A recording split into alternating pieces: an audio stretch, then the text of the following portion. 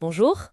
Aujourd'hui, on explore une idée assez forte, je trouve, tirée d'un texte sur la place de la communication en entreprise. Mhm. Ça part d'une phrase d'un communicant connu, Frédéric Fougerat, qui dit «La communication n'est pas la variable d'ajustement de l'inorganisation des autres».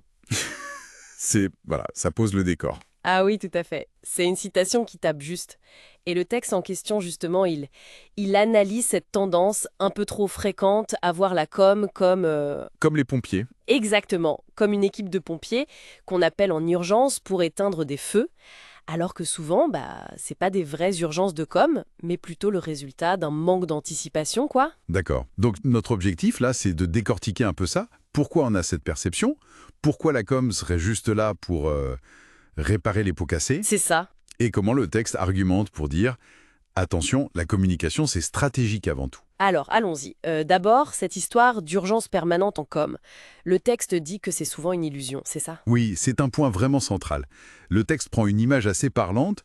Les vraies urgences, celles où chaque seconde compte, c'est pour les pompiers, le SAMU, l'hôpital. D'accord. En communication, bien sûr, il y a des crises, il y a des imprévus. Ça demande d'être réactif, on est d'accord. Mais c'est l'exception. Pas la norme. Voilà, pas la norme. La plupart du temps, ce qu'on appelle urgent, c'est en fait le symptôme d'un truc à coincer ailleurs. Un retard, un oubli dans une autre équipe.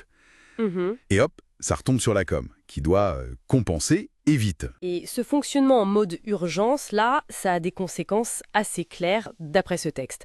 Bon, évidemment, le stress pour les équipes, Énorme. mais aussi ça joue sur la qualité du travail, j'imagine. C'est difficile d'être stratège, d'être créatif quand on est tout le temps la tête dans le guidon. Précisément. Et au-delà même de la pression et de la qualité qui baisse, le plus pernicieux, si tu veux, c'est que ça masque les vrais problèmes. Ah oui. Bah oui, les problèmes d'organisation qui sont en dessous. Si on traite toujours la com comme le service de secours, on se demande jamais pourquoi il y a toujours le feu en fait. C'est un cercle vicieux. Exactement, ça empêche l'entreprise d'apprendre, de s'améliorer. C'est pas tenable. Et surtout, c'est pas là que la com apporte le plus de valeur. Ce qui nous amène logiquement à l'importance de l'anticipation. Le texte insiste beaucoup là-dessus, non? Sur le fait d'intégrer la com bien plus tôt. C'est vraiment la clé. C'est le cœur de l'argumentation. La communication, ça devrait pas être juste la dernière étape, genre bon, maintenant faut le dire. D'après le texte, sa vraie valeur ajoutée, elle est maximale quand elle participe dès le début, pour définir les objectifs, pour structurer le message, pour vérifier que c'est aligné avec la stratégie. C'est co-construire en fait. Non, non. Co-construire le sens, la valeur d'un projet, pas juste faire la pub après coup. Si on arrive à la fin, on risque d'avoir un message un peu à côté, moins fort, voire même contre-productif. Ça touche à la perception même du métier en fait. Si on appelle la com juste pour exécuter une tâche à la fin, Loupe tout son potentiel stratégique. on oublie, comme le dit le texte, que bien communiquer, ça prend du temps. Ah, ça. Du temps pour réfléchir, pour comprendre les enjeux, pour être créatif, pour planifier. C'est pas juste appuyer sur un bouton, quoi. Tout à fait. Et ça pose la question du respect aussi, et de la collaboration. Le texte le dit bien. Respecter la fonction com, c'est pas juste être sympa avec les communicants. Non. C'est avant tout reconnaître qu'il faut l'intégrer tôt, partager l'info, planifier ensemble, la voir comme un vrai partenaire stratégique. Son expertise, elle est utile dès le départ. Et il y a donc une vraie invitation à changer les manières de travailler ensemble, mieux s'organiser collectivement pour éviter de mettre la com dans cette position de devoir toujours rattraper le coup. C'est ça. C'est aussi valoriser le métier, pas juste un exécutant ou le pompier de service, mais quelqu'un qui contribue vraiment à la réussite de tous. Absolument.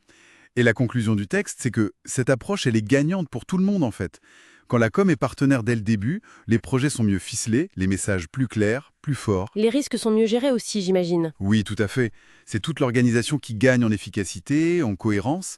La communication devient alors ce partenaire vital, ce catalyseur qu'elle peut être. Donc pour résumer, l'idée forte de ce texte, c'est vraiment un appel à sortir de cette vision réactive de la communication Oui, pour vraiment assumer son rôle stratégique en l'intégrant comme un partenaire essentiel et ce, dès le début des projets. c'est exactement ça.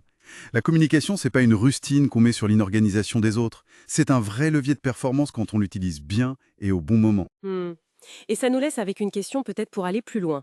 Si on est d'accord sur le principe, comment on fait concrètement pour que ça devienne la réalité au quotidien dans les entreprises? Bonne question. Quelles habitudes, quels réflexes, quels process on pourrait mettre en place pour que la com soit vue et traitée systématiquement comme ce partenaire stratégique et plus comme l'équipe qu'on appelle quand ça brûle déjà?